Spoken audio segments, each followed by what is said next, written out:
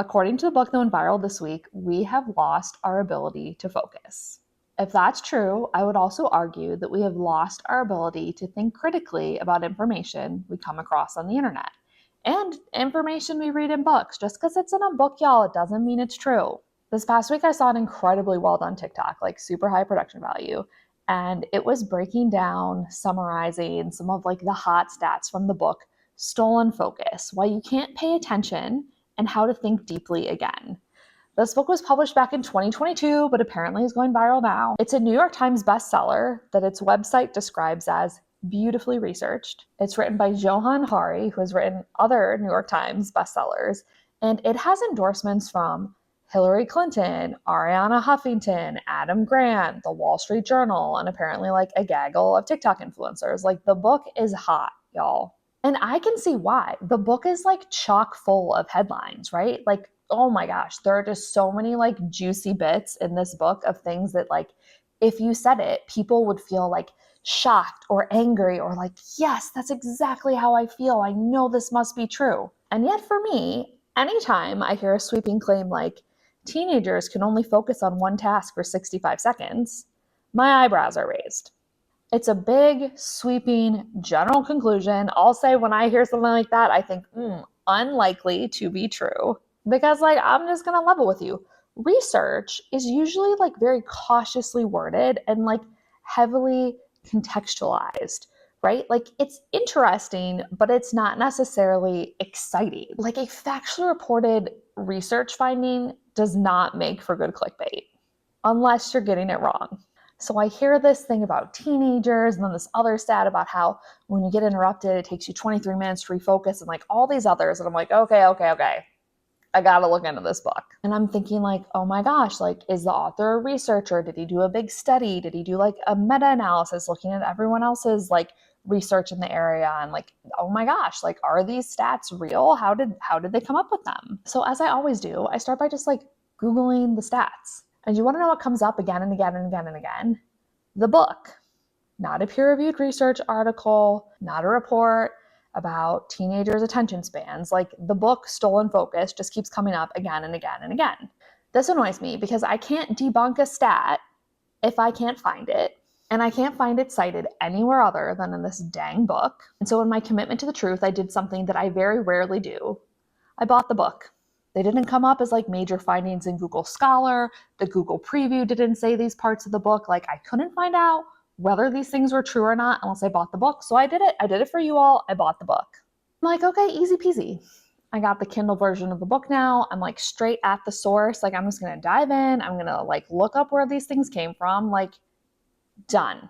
So that's funny. That's cute. That's cute that I thought that because like 6 hours later, still researching these stats. And I was only looking into a handful of them. This book had like, I don't know, I don't want to make up a number. This book had a lot of stats. I can tell you that in this book, the word research is mentioned 107 times and the word study is mentioned 240 times. So like, let's just say like upwards of 100 references. Likely, if this person had included a reference list, it would be easy to tell you. But fun fact, there is not a reference list in this book. If you're listening to the audio, that pause was me making a skeptical look and raising my eyebrows. So this weekend, I got to enjoy a little citation scavenger hunt. For a book that is beautifully researched, it has an astounding lack of transparency. Good research has good, clear citations. That means when someone says something like, a study found this, they tell you then where you can go look up the study. They cite their source. Do I believe that this author interviewed all the experts they said that they did? Yes. Do I believe that they like dove into the depths of the internet to find research that supports their claim? Sure. Did I find it odd that in a heavily researched book, there are not traditional like footnotes or endnotes? And in fact, you're directed to go to like a website to like fully look up everything in the book? Yeah, I found that like extremely weird. Citations are important so that people know where things came from. So they can look up what you said to make sure it's true. So they can look up what you said so they can learn more. It's a pretty straightforward concept. So here's how it works in this book. You get to the end of the book and it has a notes section. And it says, please note These are partial endnotes. There's more references, background, and extra explanatory material, as well as audio of the quotes in this book and then it gives a website. So like for starters, it's already saying like, hey, all the references that I have, they're not even here. You're going to have to go to this other place to look for them. Interesting choice. I think it's super cool that you can listen to their interviews online. That makes sense to me that you've put that online. Not having all of your references in this notes section is strange to me, but oddly, not the strangest part of the notes section, because here's how the notes work. It's organized by chapter. So it says like the number and name of the chapter. And then in bold, it gives you a little text snippet. For example, here's the first two air quotes citations in this book. For example, a small study investigated how often an average American college student, that's it. That's all it says. It doesn't actually give you the full stat from the book. It just gives you that little bit of the sentence. The next one says, a different study by Gloria Mark, professor of informatics at the University of California, Irvine, full stop. It doesn't even give you the full sentence they're talking about. It's giving you a part of a sentence, and then after the sentence, it gives you the citation. Like it gives you the journal article, the website, the book that the information came from. And after all of that, it says, go to note, reference, and text. And if you click that in the Kindle version, it'll take you back to that chapter where there's that sentence. Why is this problematic? Let me paint you a picture of reading this book. I'm reading along and I see a stat that I'd like to look up. So I have to go to the end of the book, to the notes section, flip through the notes section until I get to the chapter that I'm in, and then read through every bold sentence in the notes section until I get to the beginning of the sentence that includes the stat that I want to look up. What? That's insane to me. That is so wild. The fact that the citation is just like the first half, maybe not even a full half of a sentence and not the stat, wild. Like what kind of reference list is this? It's not a reference list. I feel like it doesn't even count because it's so poorly done. And that might sound mean, and I'm willing to be mean here because no one should set up their references this way. And just in case, I was like, oh, maybe it's just like a weird Kindle thing. So I go and look up the book in Google Books, and you can like flip through and look at like a preview of the paper copy. And it doesn't have footnotes either. I would imagine in the paper version, I don't know because this is not included in the preview, but instead of like go to reference and text, maybe there it says a page number. That would be very kind if they did that. But like how this should be is like you should read the sentence in the book. It should have a little number. And then when you flip to the back of the book for that number, it tells you the reference for that information. Like what is going on here? It is a bold, deeply non-transparent, confusing as heck way to cite sources. Like why is it set up this way? There's just no reason for it to be set up this way. Like it's almost like someone is intentionally making it hard to fact check them. I'm just going to say it.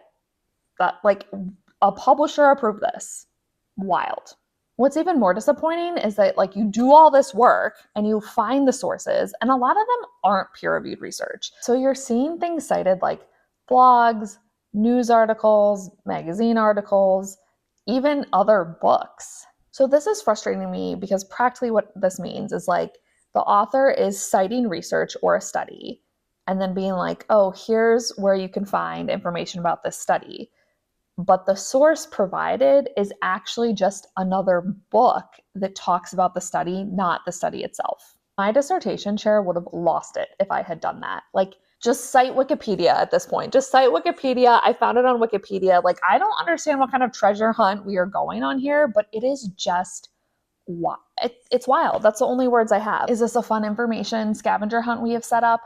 I don't know. It's immediately a loss of credibility for me here because this is just, I don't even want to say it's lazy. Like, it's not that it's a lazy way to cite things because I'm sure this took a lot of effort to do. It is a confusing way to cite things and it's not transparent. So it's almost like you're hiding where your information came from. And maybe it's not intentional, but you're still doing it. I feel like I could probably spend like the entire rest of the year, this whole podcast could just be stats from this book, but I won't subject you to that. Instead, I'm going to focus on just like 3 of the stats that went viral and a couple like bonus examples. They're just like so fun that I can't pass them up just in an effort to help you think more critically about what you read, especially if it's popular. I also want to take this opportunity to give a disclaimer here.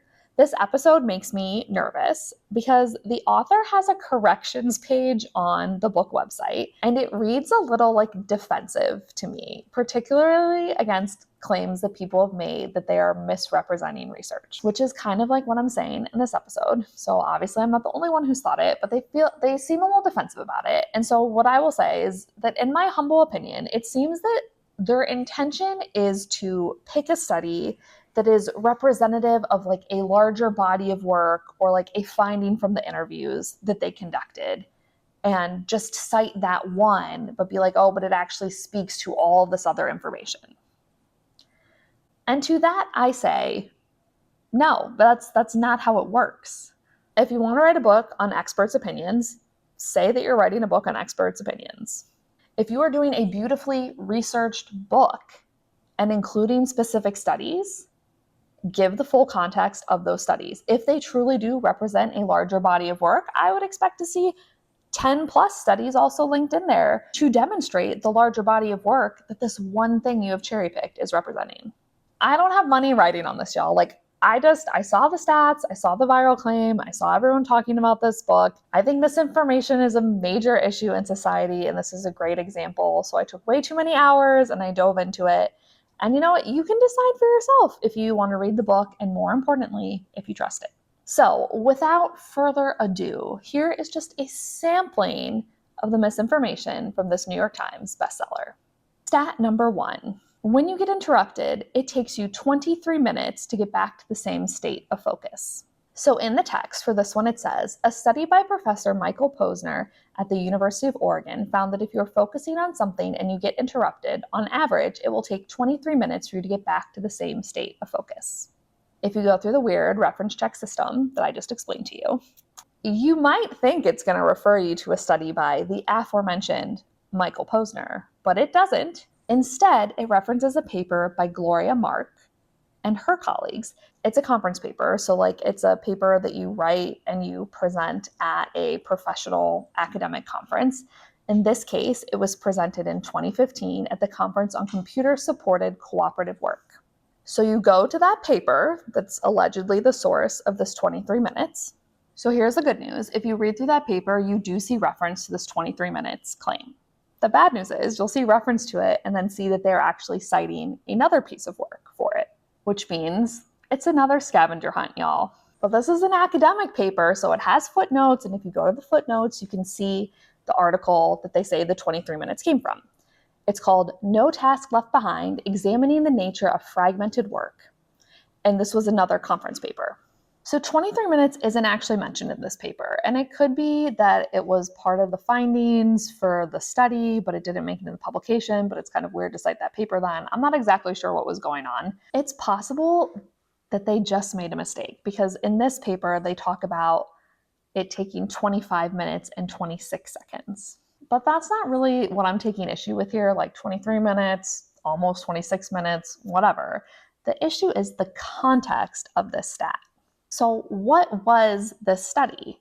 Well, it was a study of 24 information workers at an outsourcing company that provided information technology and accounting services for major financial bond management companies. 24 information workers. They all worked at the same company, and they picked the company for 4 specific reasons. The workers were all involved in multiple projects with different levels of engagement. It was a technology-rich environment. It was a fast-paced environment, typical of high-tech firms. So they were looking for people having like deadlines and pressure. And these people were willing to be observed. And the methods they used to collect data were observations, long interviews, and they also like shadowed people at their job. So just like quick recap, this 23-minute, 26-minute stat comes from 24 software developers, financial analysts, and managers. It's a small group of people at one company in very specific roles. And the study itself even mentions that generalizability, so that's like taking findings from a smaller group of people or a more specific group of people and saying, we believe it to be true of a bigger, more broad group of people. They say it's a limitation that like this isn't really generalizable. And yet, the author of this book has taken this and like generalized it to the extreme, saying, hey, when you get interrupted, it takes 23 minutes to get back to the same state of focus. For starters, it wasn't measuring state of focus. It was saying if you go back to the task you were working on before. So it wasn't even about state of focus. And then there's the issue about it being only of 24 people, only in very specific roles. The author is generalizing this to an extreme. So knowing all this context about this research, is it really fair for the book Stolen Focus to say, hey, when you get interrupted, it's going to take about 23 minutes on average to get back to the same state of focus? I'll let you decide. Stat number 2, teenagers in the United States can only focus on one task for 65 seconds. Ooh, this one, y'all. It's the first sentence you read about this book on Amazon. In the United States, teenagers can focus on one task for only 65 seconds at a time. It's mentioned in the viral videos about this book, and wouldn't you know it, this sentence does not even appear in the book. Drama. Here's what the book says. A small study investigated how often an average American college student actually pays attention to anything, so the scientists involved put tracking software on their computers and monitored what they did in a typical day. They discovered that, on average, a student would switch tasks every 65 seconds. I don't know about you, but when I hear teenagers, the image that's like conjured up in my mind is like high schoolers like scrolling on their phones. And it's like, oh, they can't look at the same thing on their phone for more than 65 seconds. They just have no attention span. This study is a group of college students on their computer. If they had even changed that intro line on Amazon to be like college students instead of teenagers, like it would not be as viral, as buzzy, as catchy. That's not as dramatic as being like technology is ruining our children. I'm just saying. And I want to be fully transparent with y'all here. I am a little thin on the actual research because the study is behind a $43 paywall. Candidly, I don't have $43 to spend on that dang study. And even if I did, like, I wouldn't. Here's what I do know. The study was published in the Journal of Communication in 2014, and it's called Multitasking on a Single Device, Arousal and the Frequency, Anticipation, and Prediction of Switching Between Media Content on a Computer. Here's what catches my attention about this stat. For starters, the main way it's going viral is talking about teenagers, and it's actually about college students, which like you could be a teenager and college student, but like let's just note that it's framed a particular way, okay? I am not the first person to ask about this stat. On their corrections webpage, they say a journalist reached out to them about this, and here was the author's response. Anyone reading the study and then reading my description of it can see that I have described it entirely accurately. Can they? It's tough, right? Because on the one hand, I could be like, did they describe it accurately? Yes, like they didn't lie about the study in this book. But it is misrepresented, especially in like the description of the book that they're using to sell the book. It's a small study of college students back in 2014 that were in a study that was geared at measuring arousal. The focus wasn't on attention span. It was measuring them switching between windows and activities on their computer, right? Like I jump around on my computer when I'm writing a paper. Does that mean that I have no attention span when I'm doing it? Or is that just like how you write a paper? I think it is fair to say that this study has been mischaracterized by this book. If you want to pay $43, you can read the study and see what you think. I think at the very least, they found this for college students in 2014 in a very specific situation on computers. I don't know about generalizing it to teenagers. And I just can't help it. People are saying this thinking about people being on their phones all the time and like scrolling TikTok, and TikTok's ruining our attention spans. And I think that's like taken out of context a little bit. We'll call this like stat 3/4. The average American spends 5.4 hours on their phone and only 17 minutes a day reading. So in the book, here's how it's presented. By 2017, the average American spent 17 minutes a day reading books and 5.4 hours on their phone. Following the reference trail, you'll learn that this stat came from zdnet.com, a 2019 article titled, Americans Spend Far More Time on Their Smartphones Than They Think. I'm gonna be honest, zdnet.com isn't like instilling a bunch of confidence in me, but I kept reading. zdnet.com had the 5.4 hours stat, and it was from a new study by a St. Louis-based senior living community provider, Provision Living. They did a survey that asked 2,000 millennial and baby boomer smartphone users to go into their phone settings and record exactly how much screen time they've spent in their top apps. So let's start with obvious. This was a study of 2,000 millennials and baby boomers, but the book is generalizing to the average American. Is the average American a millennial or a baby boomer? Good question. Something to think about. I can't say that I personally have an innate trust in this senior living community provider surveying skills. Maybe that's wrong of me, but there is no full report on this survey or its methods or its exact questions or who the heck these 2,000 peoples were.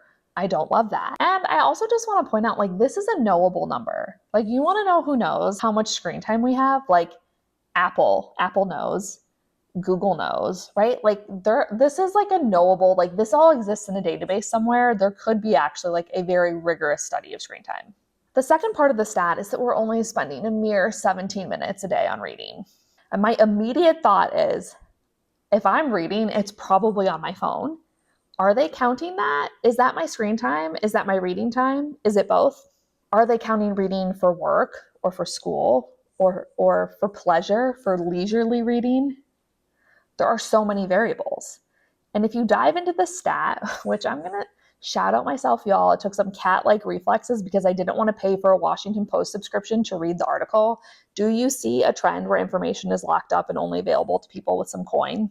But thanks to my superb ability to screenshot quickly, I learned that this fun stat is from the Bureau of Labor and Statistics. And they did a survey called the American Time Use Survey. It's super interesting. They've done it multiple times.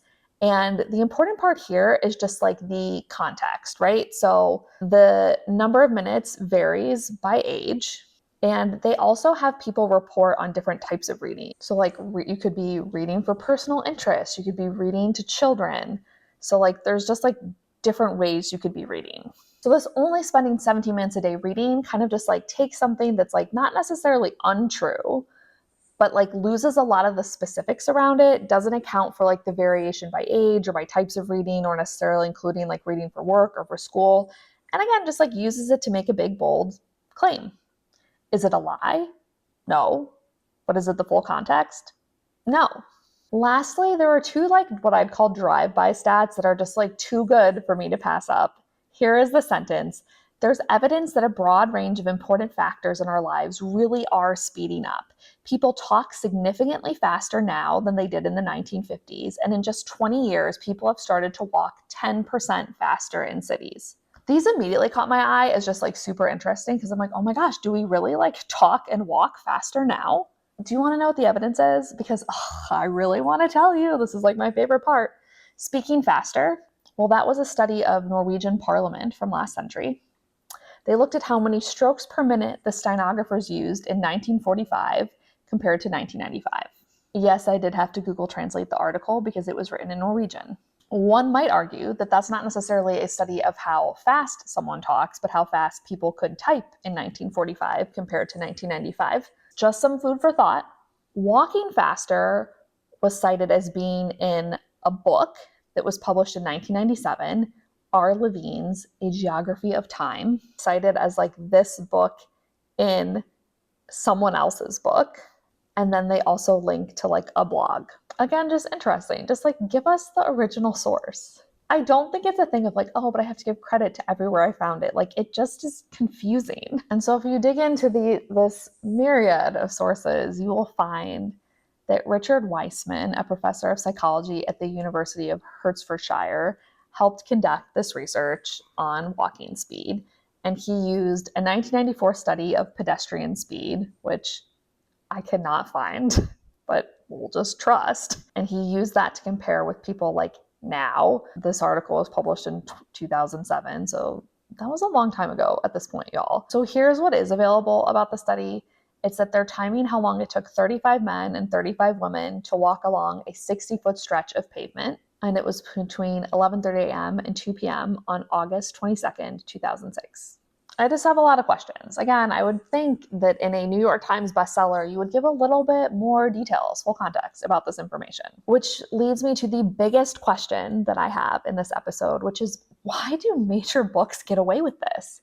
I get why publishers push for like readability, right? Like dense academic writing can feel inaccessible, and a ton of like footnotes or endnotes aren't exactly like page turners, right? And they can be kind of like cumbersome to get through. I totally get that.